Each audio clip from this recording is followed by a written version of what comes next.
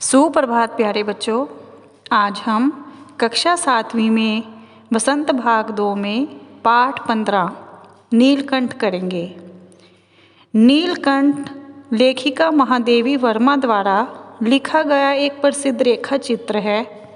इस रेखा चित्र में महादेवी वर्मा का जीव जंतुओं के प्रति प्रेम और लगाव के बारे में बताया गया है। उनके चिड़िया खाने के पक्षी एवं जानवर इस प्रकार मिलजुल कर रहते थे मानो वे सब एक परिवार के सदस्य हों। नीलकंठ रेखा चित्र में नीलकंठ नामक मोर के जीवन का वर्णन किया गया है। अब हम इस पाठ को विस्तार से पढ़ेंगे। उस दिन एक अतिथि को स्टेशन पहुंचाकर मैं लौट रही थी कि चिड़ियों और खरगोशों की दुकान का ध्यान आ गया और मैंने ड्राइवर को उसी ओर चलने का आदेश दिया। बड़े मियाँ चिड़िया वाले की दुकान के निकट पहुंचते ही उन्होंने सड़क पर आकर ड्राइवर को रुकने का संकेत दिया। मेरे कोई प्रश्न करने के पहले ही उन्होंने कहना आरंभ किया, सलाम गुरुजी, पिछली बार आने पर आपने मोर के बच्चों के लिए पूछा था। शंकरगढ़ से एक चिड़ी मार 2 मोर के बच्चे पकड़ लाया है। एक मोर है, एक मोरनी, आप पाल ले। मोर के पंजों से दवा बनती है, सो ऐसे ही लोग खरीदने आए थे।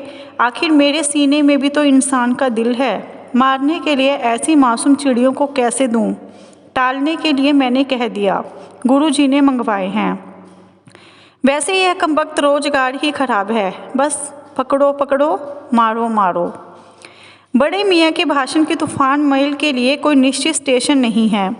सुनने वाला थककर जहाँ रोक दे वहीं स्टेशन मान लिया जाता है। इस तथ्य से परिचित होने के कारण ही मैंने बीच में उन्हें रोककर पूछा, मोर के बच्चे हैं कहाँ? बड़े मियाँ के हाथ के संकेत का अनुसरण करते हुए मेरी दृष्टि एक तार के छोटे से पिंजड़े तक पहुँची, जिसमें तितरों के समान 2 बच्चे बैठे थे। पिंजड़ा इतना संकीर्ण था कि वे पक्षी शावक जाली के गोल फ्रेम में किसी जड़े चित्र जैसे लग रहे थे। मेरे निरीक्षण के साथ साथ बड़े मियाँ की भाषण मेल चली जा रही थी। ईमान कसम गुरुजी, चिड़ी मार ने मुझसे इस मोर के जोड़े के नगद 30 रुपये लिए हैं। 12 कहा। भाई जरा सोच तो, अभी इनमें मोर की कोई खासियत भी है कि तू इतनी बड़ी कीमत ही मांगने चला? पर वह मुंजी क्यों सुनने लगा। आपका ख्याल करके पछता कर देना ही पड़ा। अब आप जो मुनासिब समझे। अस्तु 30 चिड़ी मार के नाम के और 5 बड़े मियाँ की ईमान की देकर जब मैंने वह छोटा पिंजरा कार में रखा, तब मानो वह जाली के चौखटे का चित्र जीवित हो गया। दोनों पक्षी शावकों के छटपटाने से लगता था मानो पिंजरा ही सजीव और उड़ने योग्य हो गया है। घर पहुंचने पर सब कहने लगे, तीतर हैं, मोर कहकर ठग लिया है। कदाचित अनेक बार ठगे जाने के कारण ही ठगे जाने की बात मेरे चिढ़ जाने की दुर्बलता बन गई है। अप्रसन्न होकर मैंने कहा, मोर की क्या सुरखाब के पर लगे हैं? है तो पक्षी ही। चिढ़ा दिया जाने के कारण ही संभवतः उन दोनों पक्षियों के प्रति मेरे व्यवहार और यत्न में कुछ विशेषता आ गई। पहले अपने पढ़ने लिखने के कमरे में उनका पिंजरा रखकर उसका दरवाज़ा खोला, फिर 2 कटोरी में सत्तू की छोटी छोटी गोलियां और पानी रखा। वे दोनों चूहेदानी जैसे पिंजरे से निकलकर कमरे में मानो खो गए। कभी मेज के नीचे घुस गए, कभी अलमारी के पीछे। अंत में इस लुका छिपी से थककर उन्होंने मेरे रद्दी कागजों की टोकरी को अपने नए बसेरे का गौरव प्रदान किया। 2-4 दिन में वे इसी प्रकार दिन में इधर उधर गुप्तवास करते और रात में रद्दी की टोकरी में प्रकट होते रहे। फिर आश्वस्त हो जाने पर कभी मेरी मेज पर, कभी कुर्सी पर और कभी मेरे सिर पर अचानक आविर्भूत होने लगे। खिड़कियों में तो जाली लगी थी, पर दरवाज़ा मुझे निरंतर बंद रखना पड़ता था। खुला रहने पर चित्रा, मेरी बिल्ली, इन नव आगंतुकों का पता लगा सकती थी और तब उसके शोध का क्या परिणाम होता यह अनुमान करना कठिन नहीं है। वैसे वह चूहों पर भी आक्रमण नहीं करती, परंतु यहाँ दो सर्वथा अपरिचित पक्षियों की अनाधिकार चेष्टा का प्रश्न था। उसके लिए दरवाज़ा बंद रहे और ये दोनों उसकी दृष्टि में ऐरे गहरे मेरी मेज को अपना सिंहासन बना ले। यह स्थिति चित्रा जैसी अभिमानिनी मार्जारी के लिए असहाय ही कही जाएगी। जब मेरे कमरे का कायाकल्प चिड़िया खाने के रूप में होने लगा, तब मैंने बड़ी कठिनाई से दोनों चिड़ियों को पकड़कर जाली के बड़े घर में पहुंचाया, जो मेरे जीव जंतुओं का सामान्य निवास है। दोनों नव आगंतुकों ने पहले से रहने वालों में वैसे ही कौतूहल जगाया जैसा नववधू के आगमन पर परिवार में स्वाभाविक है। लक्का कबूतर नाचना छोड़कर दौड़ पड़े और उनके चारों ओर घूम घूम कर गुटरगू की रागनी अलापने लगे। बड़े खरगोश सभासदों के समान क्रम से बैठकर गंभीर भाव से उनका निरीक्षण करने लगे। ऊन की गेंद जैसे छोटे खरगोश उनके चारों ओर उछल कूद मचाने लगे। तोते मानो भली भांति देखने के लिए एक आंख बंद करके उनका परीक्षण करने लगे। उस दिन मेरे चिड़ियाघर में मानो भूचाल आ गया। धीरे धीरे दोनों मोर के बच्चे बढ़ने लगे। उनका कायाकल्प वैसा ही कर्मशः और रंगमय था जैसा इल्ली से तितली का पन्ना। मोर के सिर की कलगी और सघन ऊंची तथा चमकीली हो गई। चोंच अधिक बंकिम और पैनी हो गई। गोल आँखों में इंद्रनी की नीलाभ द्युति झलकने लगी। लंबी नील हरित ग्रीवा की हर भंगिमा में धूप छाई तरंगे उठने गिरने लगी। दक्षिण वाम दोनों पंखों में स्लेटी और सफ़ेद आलेखन स्पष्ट होने लगे। पूंछ लंबी हुई और उसके पंखों पर चंद्रिकाओं के इंद्रधनुषी रंग उद्दीप्त हो उठे। रंग रहित पैरों को गर्वीली गति ने एक नई गरिमा से रंजित कर दिया। उसका गर्दन ऊंची कर देखना, विशेष भंगिमा के साथ उसे नीची कर दाना चुगना, पानी पीना, टेढ़ी कर शब्द सुनना आदि क्रियाओं में जो सुकुमारता और सौंदर्य था, उसका अनुभव देखकर ही किया जा सकता है। गति का चित्र नहीं आंका जा सकता। मोरनी का विकास मोर के समान चमत्कारिक तो नहीं हुआ, परंतु अपनी लंबी धूप छाई गर्दन, हवा में चंचल कलगी, पंखों की श्याम श्वेत पत्र लेखा, मंत्र गति आदि से वह भी मोर की उपयुक्त सहचारिणी होने का प्रमाण देने लगी। नीलाभ ग्रीवा के कारण मोर का नाम रखा गया नीलकंठ और उसकी छाया के समान रहने के कारण मोरनी का नामकरण हुआ राधा। मुझे स्वयं ज्ञात नहीं कि कब नीलकंठ ने अपने आप को चिड़ियाघर के निवासी जीव जंतुओं का सेनापति और संरक्षक नियुक्त कर लिया। सवेरे ही वह सब खरगोश, कबूतर आदि की सेना एकत्र कर उस ओर ले जाता जहां दाना दिया जाता है और घूम घूम कर मानो सबकी रखवाली करता रहता।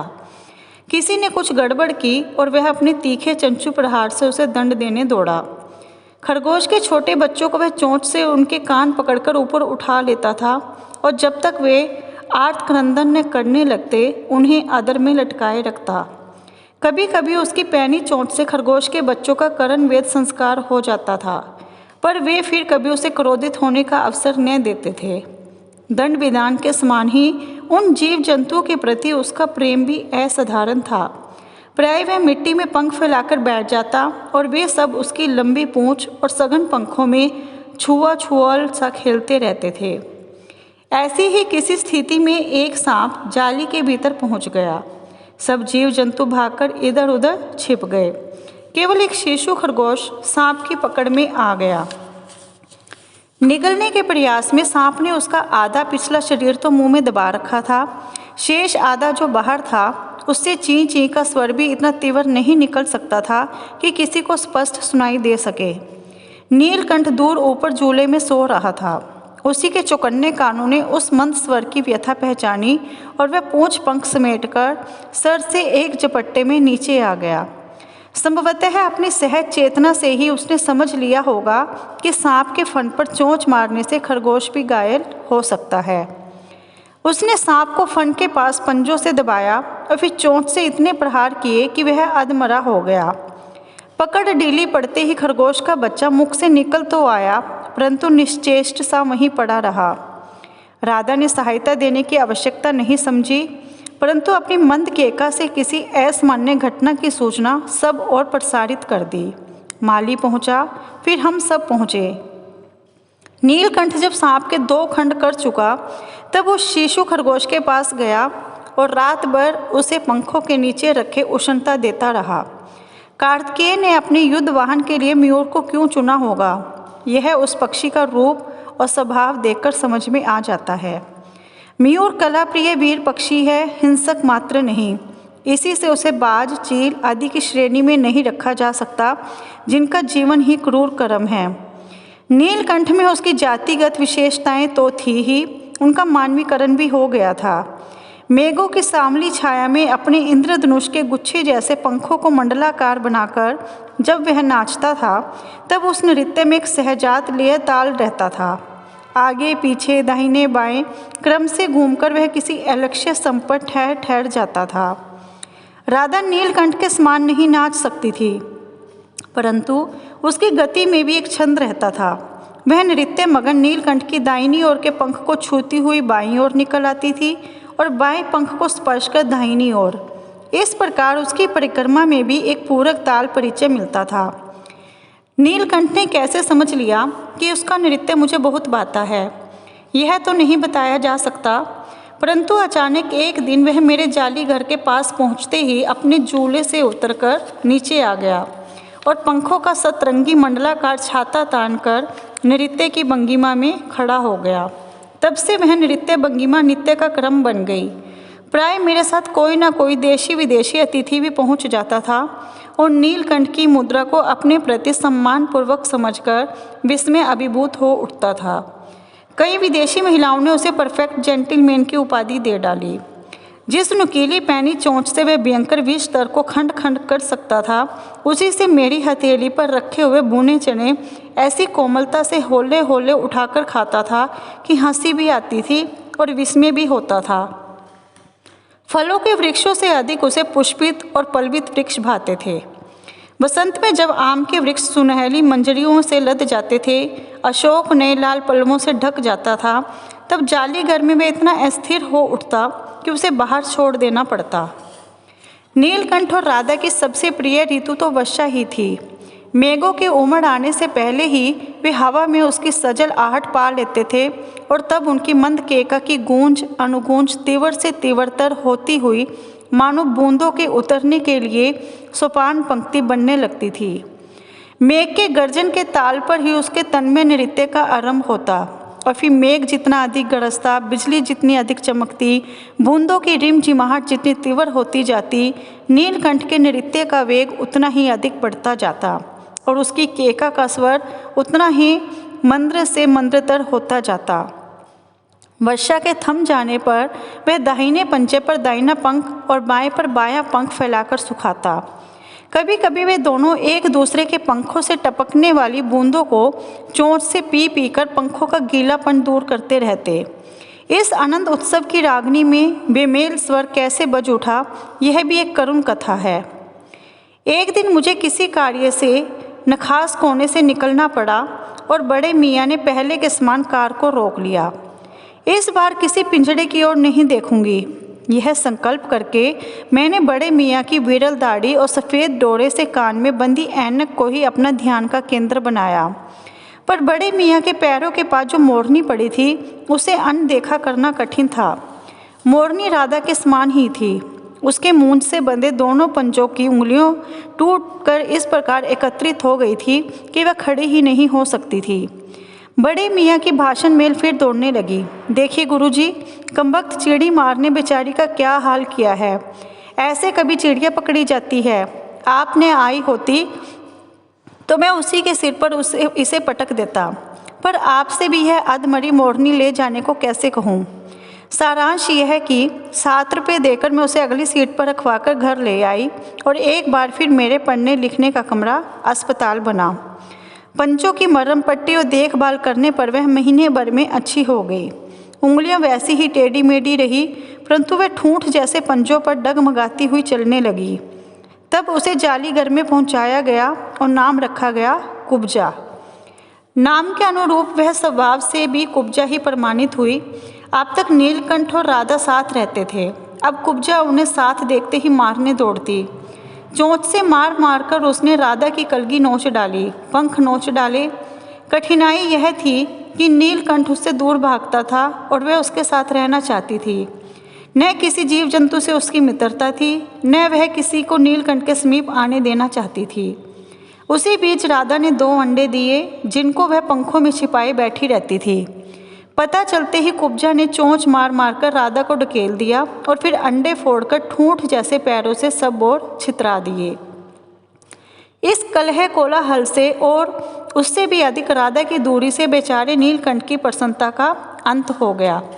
कई बार वह जाली के घर से निकल भागा। एक बार कई दिन भूखा प्यासा आम की शाखाओं में छिपा बैठा रहा। वहाँ से बहुत पुचकार कर मैंने उतारा। एक बार मेरी खिड़की के शेड पर छिपा रहा। मेरे दाना देने जाने पर वह सदा की भांति पंखों को मंडलाकार बनाकर खड़ा हो जाता था, पर उसकी चाल में थकावट और आंखों में एक शून्यता रहती थी। अपनी अनुभवहीनता के कारण ही मैं आशा करती रही कि थोड़े दिन बाद सब में मेल हो जाएगा।